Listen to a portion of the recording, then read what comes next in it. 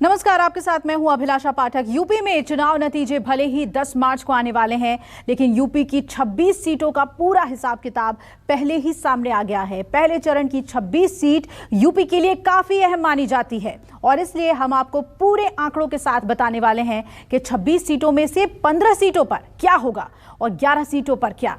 तो देखिए इस रिपोर्ट में। स्वामी प्रसाद मौर्य जी साथ आ गए, महान दल साथ है, ओम प्रकाश राजभर जी साथ हैं।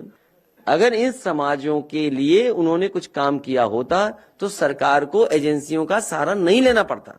अंत समय में मुझे लगा कि अखिलेश जी को दलितों की जरूरत नहीं है। वो इस गठबंधन में दलित नेताओं को, दलित लीडरशिप को नहीं चाहते।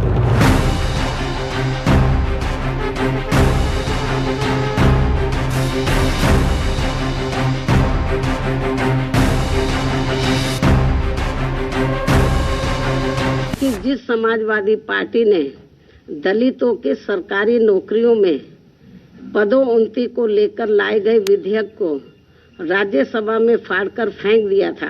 पर आज मैं डर जाता हूं, स्थापित नेताओं के सामने घुटने टेक देता हूं तो मैं समझता हूं कल कोई गरीब युवा हिम्मत नहीं दिखा पाएगा।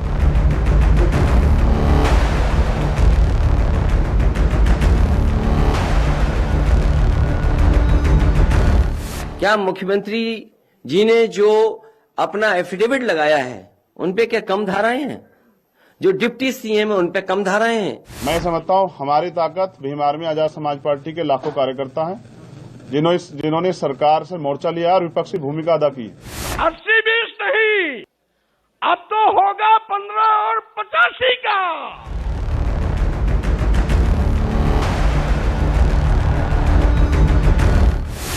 योगी के 80 बनाम 20 और एसपी के स्वामी प्रसाद मौर्य की 85 वर्सेस 15 जैसे बयानों के बाद दलित वोट बैंक की सियासी अहमियत काफी बढ़ चुकी है। यूपी में सत्ता की कुर्सी तक पहुंचने के लिए दलित वोट बैंक को गेम चेंजर मानकर सभी सियासी दल नए सिरे से बिसात बिछाने की कोशिश में हैं।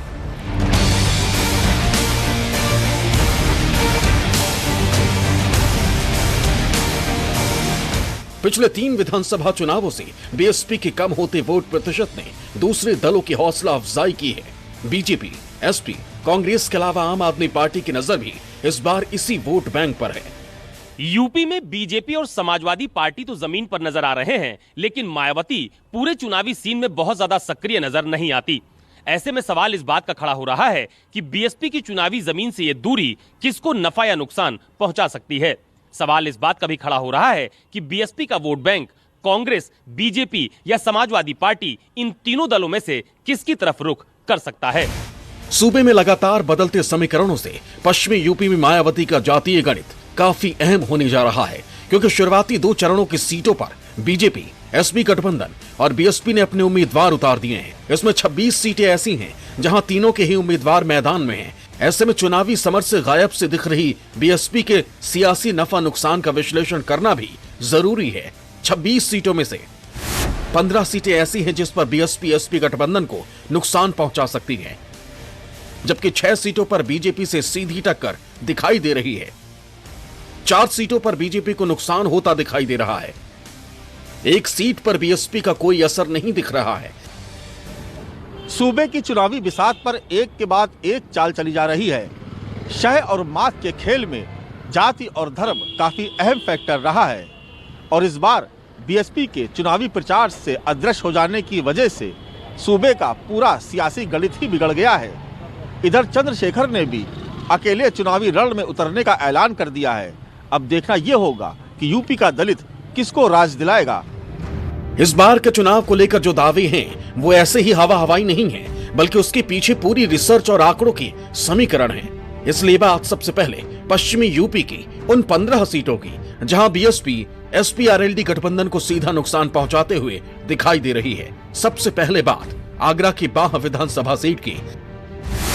इस सीट पर बीजेपी से रानी पक्षालिका सिंह, एसपी आरएलडी से मधुसूदन शर्मा और बीएसपी से नितिन वर्मा के बीच मुकाबला है।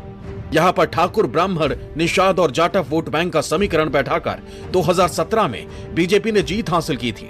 बीएसपी के उम्मीदवार दूसरे नंबर पर रहे थे। इस बार यह अनुमान है कि बीएसपी समाजवादी पार्टी के वोट काटेगी और बीजेपी का फायदा होगा। बात शामली सीट की, जहां पिछली बार बीएसपी ने मुस्लिम प्रत्याशी को टिकट दिया था, लेकिन इस बार बीएसपी ने जाट वोट में सेंध लगाने के लिए विजेंद्र मलिक को मैदान में उतारा है, जिससे एसपी आरएलडी को नुकसान और बीजेपी को फायदे का अनुमान है। कुछ ऐसे ही हालात बुरहाना सीट पर भी दिखाई दे रहे हैं, क्योंकि यहां पर एसपी आरएलडी को मुस्लिम वोट बैंक पर भरोसा है, लेकिन बीएसपी ने भी यहां पर मुस्लिम उम्मीदवार को उतार दिया है, जिससे एसपी आरएलडी उम्मीदवार को नुकसान का दावा किया जा रहा है। राजनीति में अब वो दिन बीत गए जब आप किसी को वोट बैंक बना करके अपना बैंक बैलेंस बढ़ाते रहेंगे। बहुजन समाज पार्टी, समाजवादी पार्टी ने लंबे समय तक इस उत्तर प्रदेश में वोट बैंक की पॉलिटिक्स की, कुछ जातियों को, समूहों को वोट बैंक बना करके अपना बैंक बैलेंस बढ़ाते रहे। पिछले 85 दिनों से बहन जी का कोई पब्लिक अपीयरेंस नहीं है, तो कहीं ना कहीं जो बहन जी के वोटर्स हैं वो भी इस बात को समझ रहे हैं कि सामाजिक न्याय की लड़ाई अखिलेश यादव लड़ रहे हैं, तो इसलिए वो उनके साथ में आ गए। अब बात मुजफ्फरनगर की। यहाँ के चरथावल सीट पर मुस्लिम वोटर ज्यादा हैं और इसी समीकरण से एसपी आरएलडी को फायदे की उम्मीद है, लेकिन यहाँ भी बीएसपी ने अपना मुस्लिम उम्मीदवार मैदान में उतार दिया है। मुजफ्फरनगर की एक और सीट पूरा काजी में भी बीएसपी वोट कटवा दिखाई दे रही है। उधर खतौली सीट पर भी मायावती की पार्टी से मुस्लिम उम्मीदवार मैदान में है। बात करें मुजफ्फरनगर के मीरापुर सीट की, तो यहाँ कड़े मुकाबले में बीएसपी ने पिछड़ों के वोट खींचे तो एसपी को सीधा नुकसान दिखाई दे रहा है, क्योंकि एसपी आरएलडी को यहां पर मुस्लिम वोट मिलने की उम्मीद है, लेकिन यहां समीकरण पिछड़े और जाट वोटों से बनते दिखाई दे रहे हैं। अगर बीएसपी ने पिछड़े वोटों में सेंध लगाई तो गठबंधन को नुकसान हो सकता है।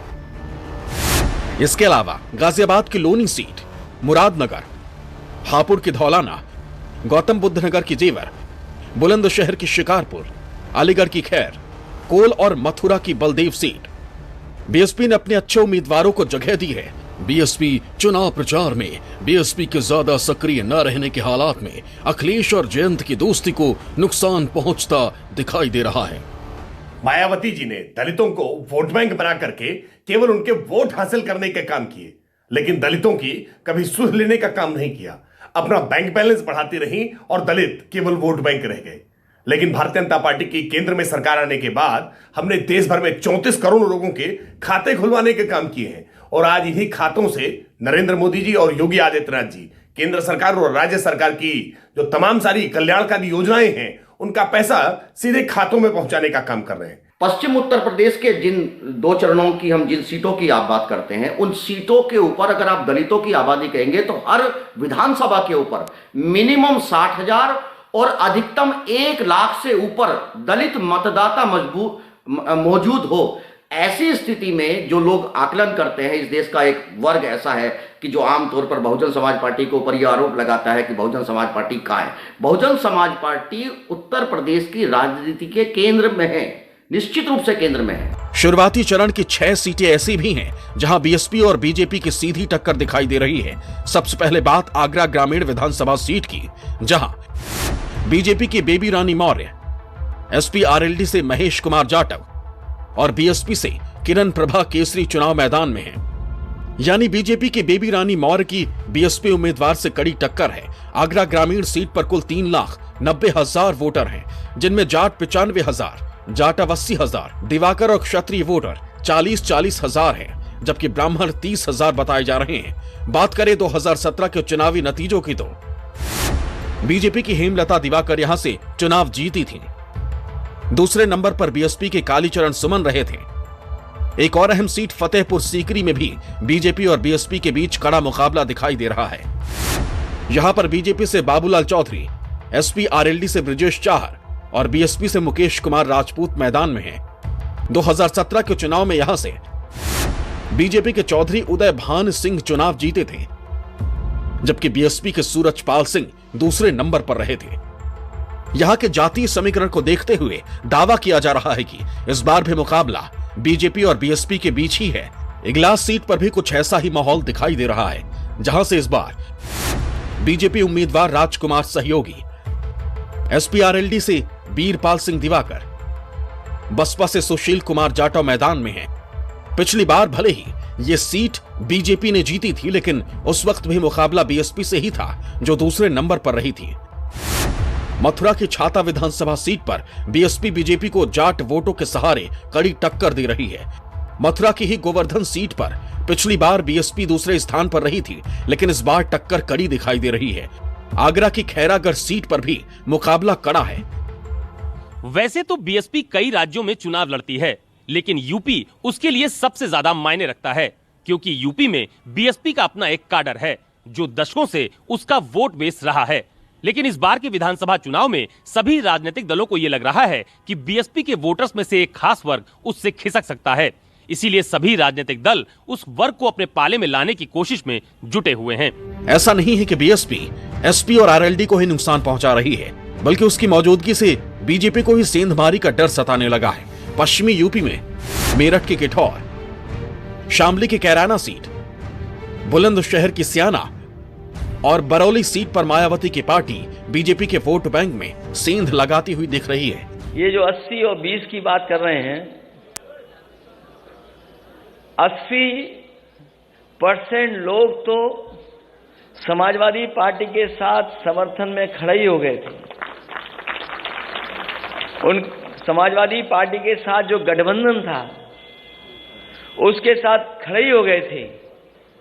और जिन जिन लोगों ने आज मंच को देखा होगा, इस मैदान को देखा होगा और स्वामी प्रसाद मौर्य जी की बात सुनी होगी, 20% भी उनके खिलाफ हो गए होंगे।